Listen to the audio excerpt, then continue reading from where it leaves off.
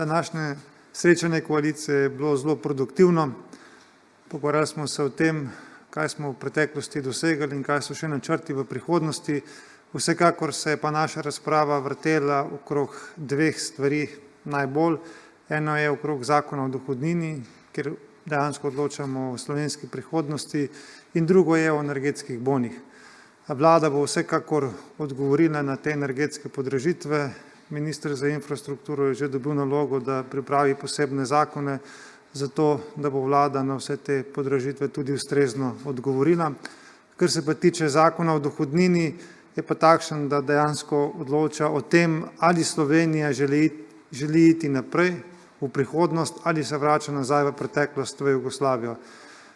Iz Slovenije vsako leto odide več tisoč mladih ljudi, ki so visoko izobraženi, ki iz Slovenije odidejo zato, ker nimajo primernih priložnosti, ker ne morejo v polnosti izkoristiti svojih talentov, in prav njim je namenjen ta zakon o dohodnini. Prav tistim, ki so najbolj produktivni, najbolj inovativni, ki potegnejo celotno družbo za seboj, prav tem je namenjen ta zakon. In nasprotovanje temu zakonu je vse z našega vidika popolnoma nerazumljivo. Težko je razumeti, zakaj stranka Levica nasprotuje temu, da bi imeli ljudje višje neto plače. In to bo zagotovo ena izmed ključnih tem, ki bo tako ali drugače oblikovala naše prihodnje dni tudi do volitev. In seveda mi bomo storili vse, da ta zakon ugleda luč sveta in da na takšen način Slovenija krene v smeri držav, ki daje ljudem veliko možnosti in priložnosti, da v polnosti izkoristijo svoje talente. Hvala. Vprašanja? Ja.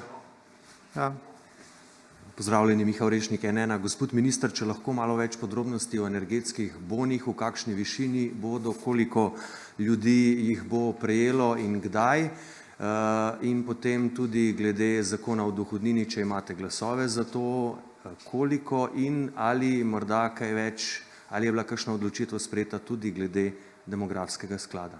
Hvala. V zvezi z energetskimi boni bo minister v prihodnjih tednih predstavil vse podrobnosti, tako da ne bom šel jaz v detajle. V zvezi z demografskim skladom smo se danes pogovarjali in bo razmislek opravljen in tudi odločitev sprejeta v prihodnjih tednih. Hvala lepa. Dobro večer, lep pozdrav vsem skupaj.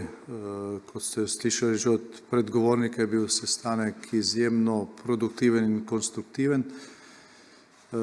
Pravzaprav bil namenjen trem temam. Najprej smo že naredili eno grobo oceno dosežkov v mandatu, ki se izteka. Pogovarjali smo se potem o pristopu k reševanju nekaterih perečih odprtih vprašanj, seznanili situacijo v zvezi z razvojem epidemije in boju proti COVID-u.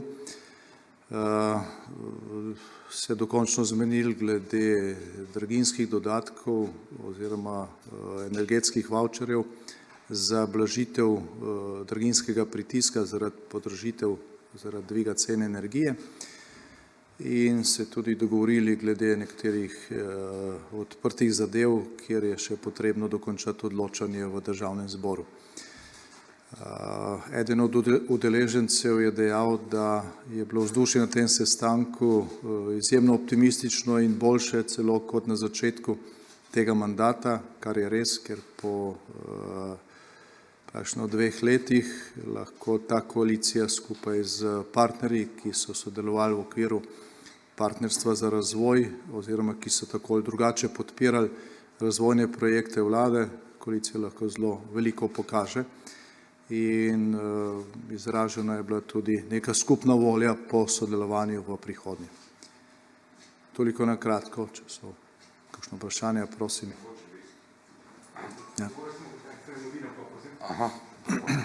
Gospod Janša, Anže Božič, Pop TV, mene samo zanima, a ste se kaj odločili, glede kar se tiče zdravstvenih ukrepov, glede skrajševanja veljavnosti karanten. A je tle kak premik, to zdaj čakamo nekako od zdravstvenega ministrstva v zadnjih dneh, prosim? Ja, ministrstvo bo predlog pripravilo do nedelje oziroma do ponedeljka, takrat bo predvidoma tudi sprejet in uveljavljen sredi naslednjega tedna. Prosim.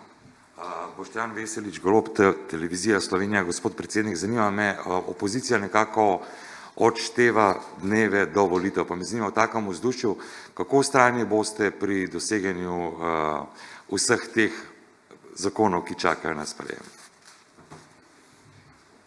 Večina ključnih zakonov je šla čez redno fazo obravnave, čez faze javne razprave, čez 2 branji, čakajo še končne odločitve in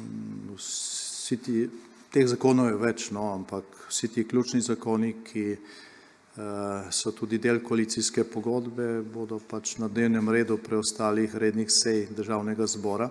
Kolikor bo potrebna še kakšna izredna, bo tudi ta sklicana.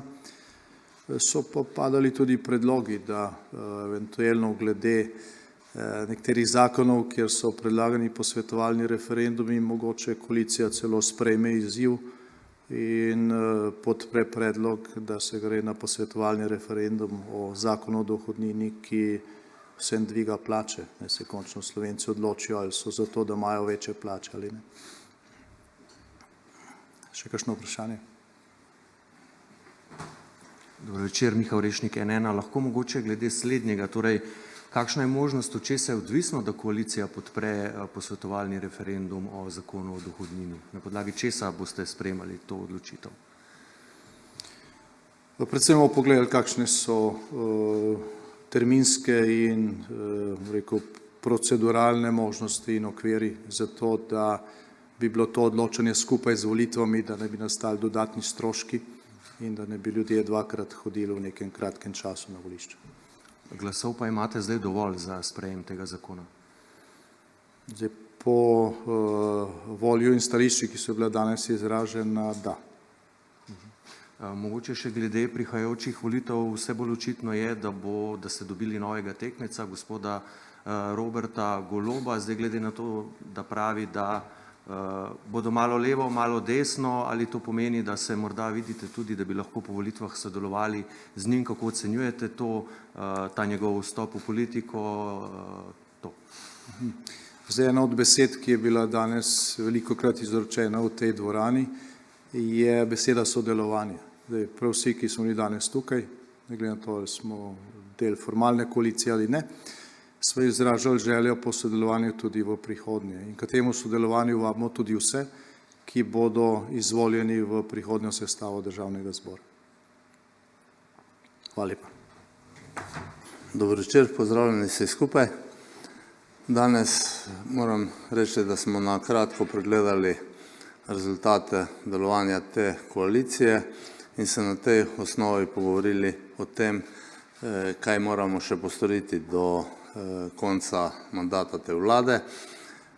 Gotovili smo, da smo, ali pa to tudi podatki kažejo, gospodarski zmagovalci te krize in predvsem moram reči, da smo se osredotočili tudi na to, kaj bomo na tej odlični osnovi naredili do konca mandata te vlade. Gre za to, da imamo na razpolago veliko virov, s katerimi bomo lahko intervenirali in pomagali gospodarstvu, ki je to krizo preživelo, v smeri, da bomo zdaj, ko se v Evropi in svetu na novo mešajo karte, naše gospodarstvo in podjetja predvsem naredili maksimalno konkurenčne za nove izzive.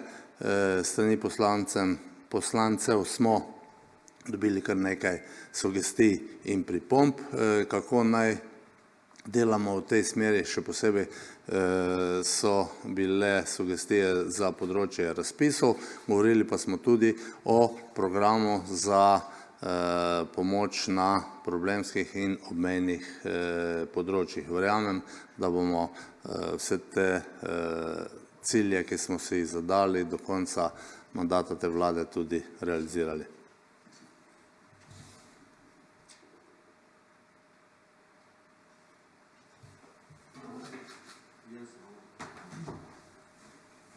Dober večer, Miha Orešnik, N1. Gospod minister, zakon o demografskem skladu, vemo, kaj se je z njim zgodilo lansko poletje. Lahko vi, glede na to, da je pač to sodi pod pristojnost vašega ministrstva, poveste, v katero smer je tu tekla debata, ali obstaja kakšna možnost, da vendarle poskusite s tem Zakon o zakonom. demografskem skladu ne sodi pod naše ministrstvo. Dejstvo ampak pa je, vpliva pa ne. da je to pač tema, ki je bila aktualna v mandatu te vlade, da je pač stranka, ki je bila zadolžena oziroma je imela interes to zadevo speljati do konca, doživela težave in da so od nje ostali samo deli poslancev. Zato verjamem, da bo to zadeva, ki bo nujen predmet razprave bodoče vlade, katerakoli že bo.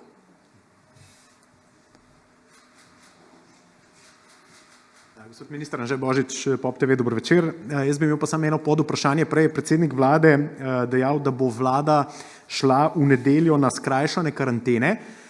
To je ena od zadev, ki jih gospodarska društva zelo nekako pozivajo vlado, da naj to naredi. A nam lahko malo več o tem poveste, koliko bo zdaj ta karantena dolga? Jaz mislim, da je to že jasno, da se je karantena zmanjšala z 10 na 7 dni in je to eden od ukrepov, s katerim bomo lahko v okviru tega, kar je stroka predlagala, pomagali gospodarstvu. Pa še eno vprašanje, gospod Počivalšek, a je kakšna šansa, da bi se še v času te vlade prodala Telekom Slovenije in pa Sava Turizem? Sprašujem seveda zaradi tega, ker je vlada včeraj potrdila načrt upravljanja državnih naložb SDH-jev, ki to dopušča. Načrt upravljanja državnih naložb je sprejet in o tem, da bo nekdo v tako kratkem času prodajal tako pomembne zadeve, je po mojem mnenju iluzorno govoriti, če veste, da se en Telekom v enem od prejšnjih mandatov prodajal skoraj cel mandat, pa na koncu ni bilo nič iz tega.